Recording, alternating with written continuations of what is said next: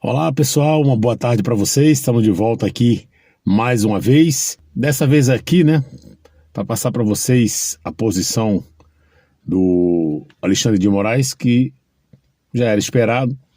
O voto dele foi o voto para condenar o presidente Bolsonaro. Gente, é impressionante, né? Ele falando, é como se fosse uma historinha, um filme, ele contando detalhe por detalhe, mas ele pegou todas aquelas falas do Bolsonaro, né? O Bolsonaro foi mais condenado pelo que falou do que pela própria narrativa, né, de tentativa de golpe. Mas ele cita, na sua condenação, a tentativa de golpe de Estado.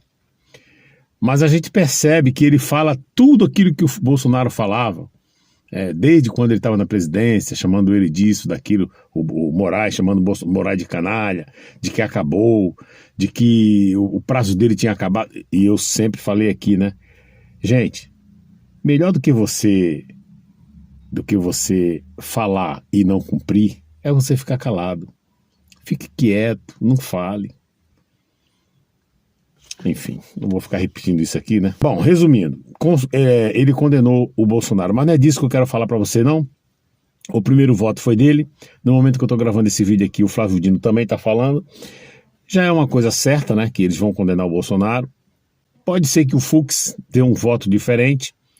Muita coisa pode acontecer, porque parece que se o Fux der um voto diferente, eu pedir visto, que eu acredito que não vai pedir, por tudo que eu tenho visto. Aí parece que os advogados podem pedir para levar para o plenário. Aí não seria só os 5, e sim os 11. Mas enfim, eu acho isso já hoje até um pouco improvável. Mas eu quero passar para vocês aqui que assim que saiu o julgamento dele, os senadores se reuniram e fizeram uma coletiva de imprensa e olha, Flávio Bolsonaro, Magno Malta, Jorge Seife, Zucco, né? E Esperidião Amin, eles falaram coisas ali, gente, de extrema importância. Eu quero que você tome conhecimento do que eles estão, da ação deles, tá? Muito interessante mesmo, inclusive foi citada aí também até aquela acusação do Tagliaferro. E Tagliaferro, se tem alguém que sabe muito sobre Moraes e muito sobre o que aconteceu na eleição de 2022, é esse camarada aqui, Tagliaferro. Infelizmente, a imprensa bandida, canalha, aliada ao comunismo, está se fingindo de cega, de surda, de muda, não está falando nada. Mas eu garanto a vocês, o mundo está vendo, uma hora, isso aqui vai babar, tá? Isso aqui vai babar. E é em cima disso aqui que os senadores se reuniram e foram para cima do Moraes. Eles vão exigir, inclusive o Esperidião Amin mais uma vez citou que já está certo, né?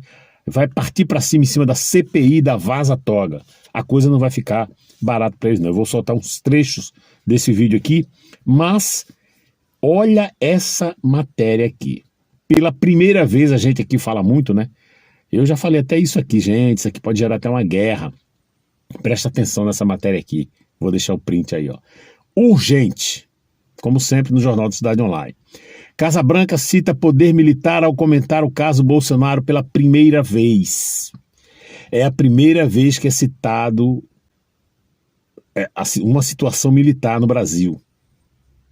Eita, meu Deus. Bom, a coisa não é tão fácil. Eu vou logo dizer para você, não é bem assim, não é tão fácil, mas se o caldo está engrossando e os Estados Unidos... É uma coisa muito louca, porque eu tenho que explicar muitos detalhes para vocês. Imagina você ter um amigo do peito, que ele não é só teu amigo. Ele te dá alimento, ele te ajuda em muitas coisas.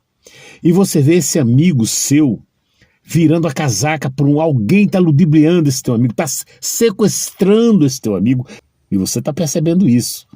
Você não tem outro jeito, você está falando, olha, eu vou dar lei magnífica, olha, eu vou sancionar, olha, eu vou fazer, e não tem jeito. Isso aqui é declarado, praticamente é uma declaração de guerra. É uma coisa meio louca, não dá nem para me ficar falando muito sobre isso aqui não, tá? Mas do jeito que a coisa tá, Eu não duvido muito do mundo estar tão louco, que nunca na história do Brasil aconteceu isso. Mas está acontecendo. Eu vou ler a matéria para você entender antes de soltar os trechos dos vídeos ali, ó. A porta-voz da Casa Branca, não é mentira minha, tá? Tô deixando o print aí, vou até mostrar para vocês aqui, tá? Vou ler aqui para vocês entenderem melhor. A porta-voz da Casa Branca, Caroline Leavitt, mencionou o uso do poder militar dos Estados Unidos para garantir a liberdade de expressão ao comentar sobre o processo judicial que envolve o ex-presidente Jair Bolsonaro, do PL. A declaração foi feita nesta terça-feira, dia 9, ou seja, hoje, durante o briefing regular do governo americano. Leavitt fez a referência às Forças Armadas Americanas enquanto respondia a perguntas da imprensa internacional sobre a posição dos Estados Unidos em relação ao julgamento em andamento contra o ex-mandatário brasileiro, o senhor Jair Messias Bolsonaro. A representante da administração norte-americana vinculou especificamente a possibilidade de uso de recursos militares à questão da liberdade de expressão no contexto das discussões sobre o caso do ex-presidente do Brasil, que atualmente lidera o Partido Liberal. A manifestação ocorreu durante a coletiva de imprensa realizada pela Casa Branca, quando jornalistas questionaram sobre o posicionamento do governo americano frente ao processo judicial que Bolsonaro enfrenta. Sem muita delonga, vamos ao primeiro trecho desse vídeo, que no total é um vídeo da TV Senado, que no total tem 56 minutos. Mas lógico, só uns pedacinhos, alguns minutinhos desses senadores. Primeiro, Flávio Bolsonaro. Olha o que o Flávio Bolsonaro falou. Esse julgamento é uma farsa. Dá uma olhadinha e já volto. Aguardando aqui o fim do primeiro ato da farsa que estava sendo feita pelo ministro Alexandre de Moraes. É uma tristeza no coração ver como uma pessoa pronuncia um voto político com tanta raiva, fala com tanto ódio. Parecia um líder do governo do PT no Supremo, proferindo palavras sem embasamento jurídico, sem vinculação com absolutamente nenhuma prova, como quem está ali praticando uma vingança, porque na cabeça dele parece que Jair Bolsonaro queria matá-lo. É o que ele é acusado, é o que Alexandre de Moraes acusa Bolsonaro, uma das acusações, né? Como se tivesse alguma participação no tal plano verde-amarelo, punhal verde-amarelo. Então a ficção desse plano punhal verde-amarelo é na mesma proporção da ficção desse voto de Alexandre de Moraes. E de ontem para hoje, a gente conseguiu algo que é muito raro de se ver, com provas, aqui sim com provas, que é a manipulação de um processo judicial, em especial por um ministro da mais alta corte do judiciário desse Brasil.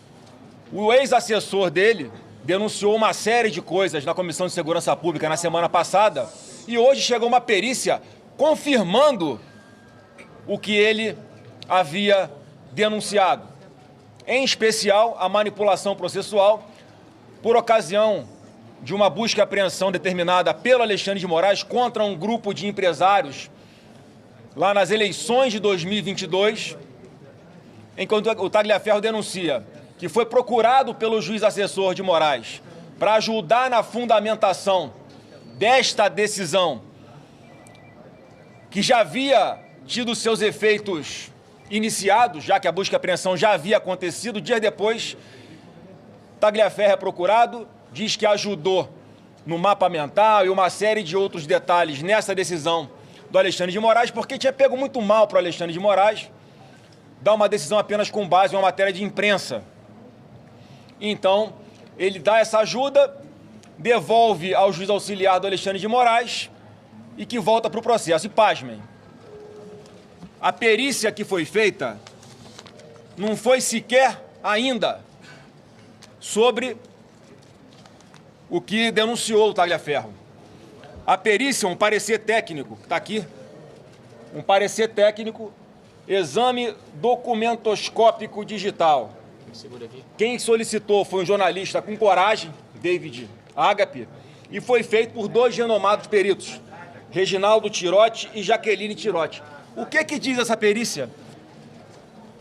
Confirma que a sentença dada por Alexandre de Moraes foi redigida 6 dias após a sentença ter sido dada, com data retroativa, portanto.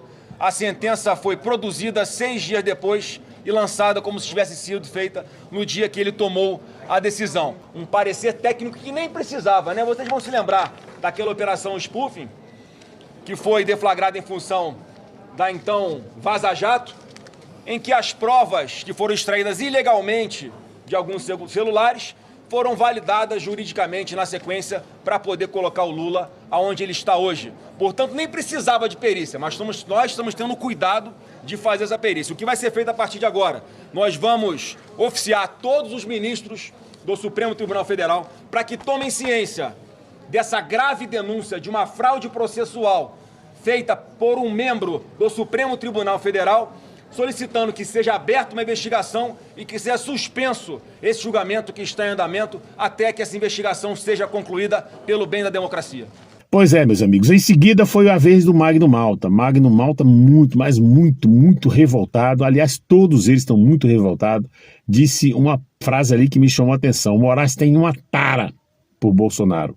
Vamos ver aí o trechinho em que o Magno Malta, muito revoltado, falou sobre a decisão, né, o voto do ministro Alexandre de Moraes sobre o senhor Jair Messias Bolsonaro em relação à trama golpista. Dá uma olhadinha e já volto. Bem, eu queria falar, gente, antes das perguntas, alguns aqui vão falar, até por conta do envolvimento do Shor, alguns vão usar a palavra antes que vocês façam as perguntas. O julgamento que ora acontece, ele é ilegal e é imoral. As peças apresentadas por Alexandre de Moraes, elas estão longe de estar condenando alguém que nada roubou, que não esvaziou os cofres do país, alguém que não lambeu os fundos de pensão, que assaltou a Petrobras. Jair Bolsonaro não está sendo julgado por peculato, por lavagem de dinheiro e por formação de quadrilha. Jair Bolsonaro está sendo julgado por uma tara de Alexandre de Moraes. Ele tem uma tara pessoal em Jair Bolsonaro. É pessoal tão somente. É vergonhoso o que está sendo feito fora do ordenamento jurídico do país. O país sempre teve um ordenamento jurídico e todo e qualquer julgamento tem que ter como base o ordenamento jurídico, até porque esse julgamento deveria estar acontecendo na primeira instância, não tão somente para Jair Bolsonaro, mas para todos aqueles que foram presos no dia 8 de janeiro. Pois é, e em seguida o Jorge Seife também deixou uma palavra muito forte, onde ele diz: o STF virou um lacraio. Ele cita acusações de Tagliaferro, que Moraes precisa ser investigado, e também falou sobre a anulação desses processos, de todos esses processos que estão em andamento em relação ao 8 de janeiro. O Brasil virou uma praça de guerra, virou uma casa da mãe Joana. Gente, quem diria que o Brasil... E olha que quando o Bolsonaro estava no poder, eles falaram tanto que o Bolsonaro ia dar o golpe, que o Bolsonaro ia fazer isso, que o Bolsonaro ia... A própria Globo falava isso, o Bolsonaro governou o país numa boa. Não, se tivesse que dar golpe, ele teria dado nos 4 anos, isso, ninguém me tira isso da cabeça. O cara seguiu bonitinho, aceitou que um cara que tiraram da condenação e colocasse como, assim, sabe? O cara não foi inocentado, ele aceitou, ele estava convicto de que iria ganhar, né? Enfim, e aí agora está pagando o preço por ser honesto. Mas vamos ver aí, Jorge Seife, e eu já volto, tem mais 2 para a gente ir. A fala de mais 2 senadores. Vamos lá, Jorge Seife. Senhoras e senhores, boa tarde a todos. Entendam bem, o assessor direto de Alexandre de Moraes. Nós não estamos falando que um vizinho, ouviram falar, um primo. Não, o cara estava subordinado a Alexandre de Moraes.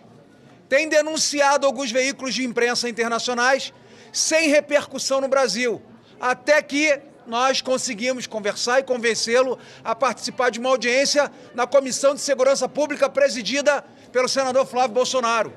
E vocês que acompanharam aquela audiência, quem tem o mínimo de sensibilidade e quem tem o mínimo de memória para lembrar o que anulou a Lava Jato no Brasil, vai saber que o relacionamento espúrio, baixo, ilegal, irregular de Alexandre de Moraes com a Procuradoria-Geral da República, com a Polícia Federal, com o Tribunal Superior Eleitoral e com membros do Supremo Tribunal Federal, naturalmente tem que ser afastado esse juiz fake que é Alexandre de Moraes.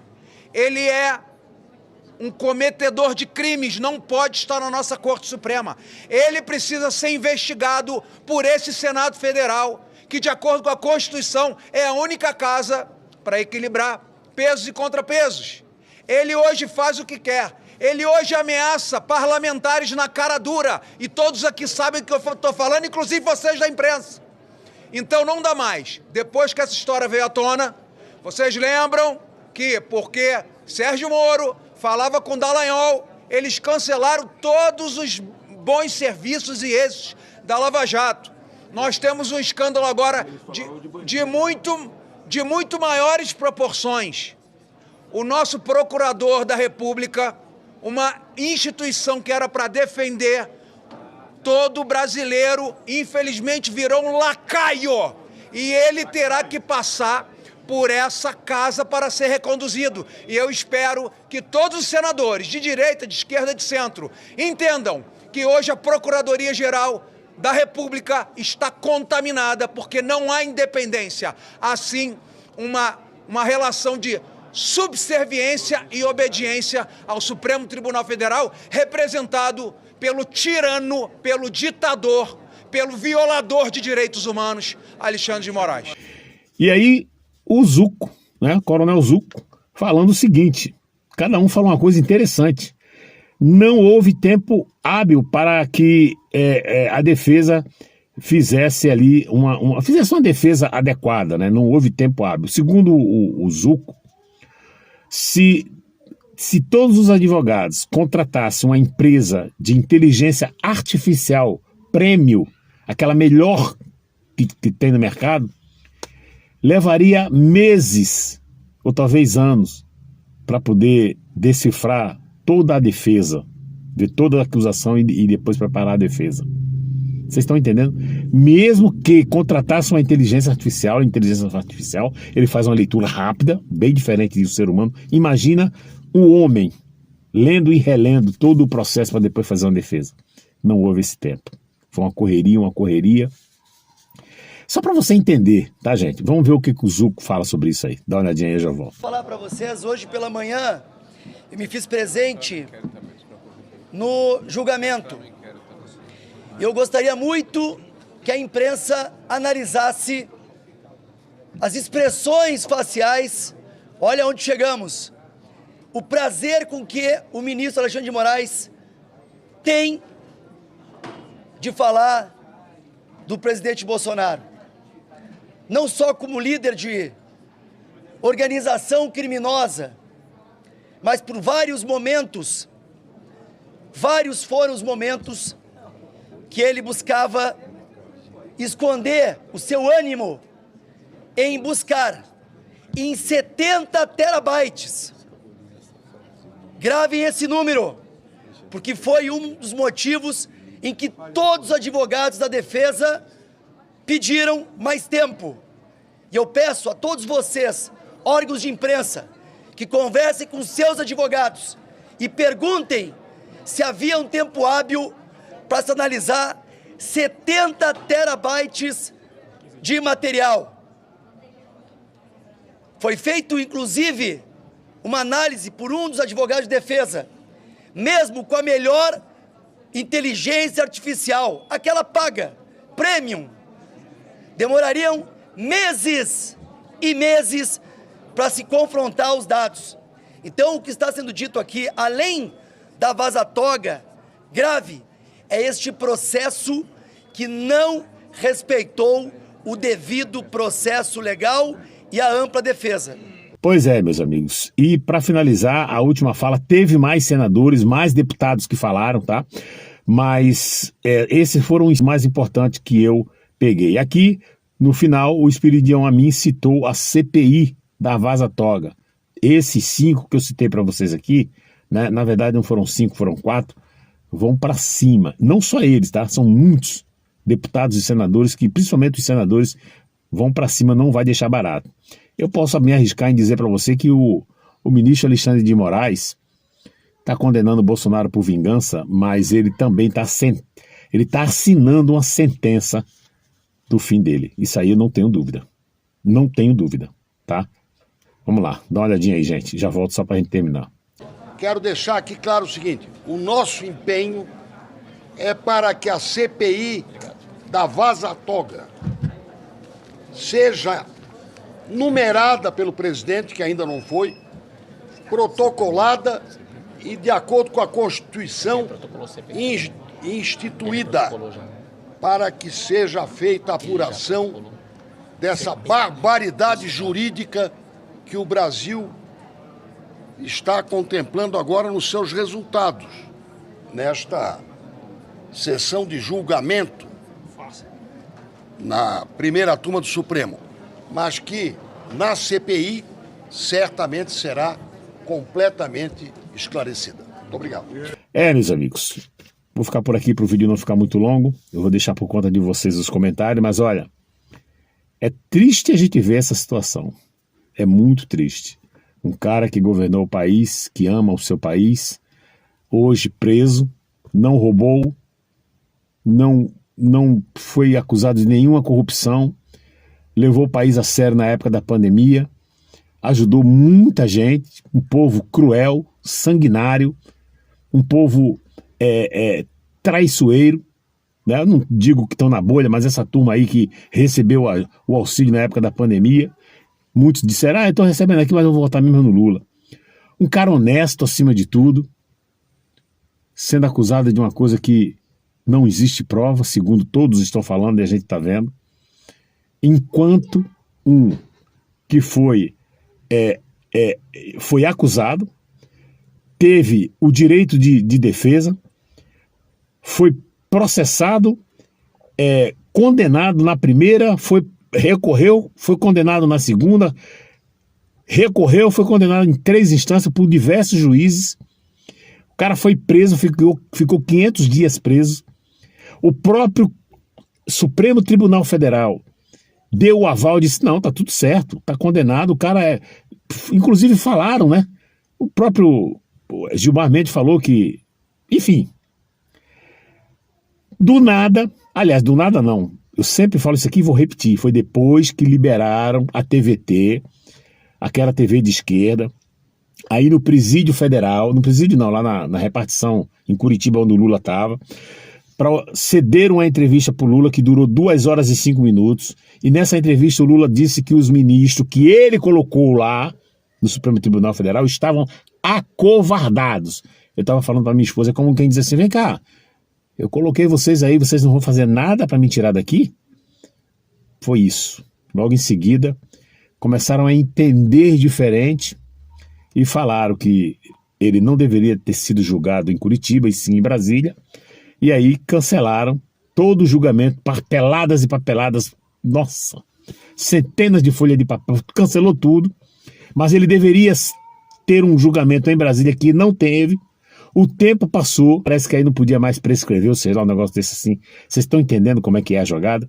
O Lula estava inelegível, ele não podia concorrer em 2022 com o Bolsonaro. Arrumaram um jeito, botaram o cara elegível. Eles mandam, o que eles falarem está feito. Ou seja, o honesto está preso e vai continuar preso, pelo jeito. E o outro que foi condenado em 3 instâncias por ter surrupiado o país está no poder. Você quer que eu fale mais o quê? Fala pra mim. É isso aí, eu vou ficar por aqui. Para você que assistiu, muito obrigado. Não esqueça de deixar o seu like, o seu comentário e compartilhar o vídeo. Um abraço Até a próxima.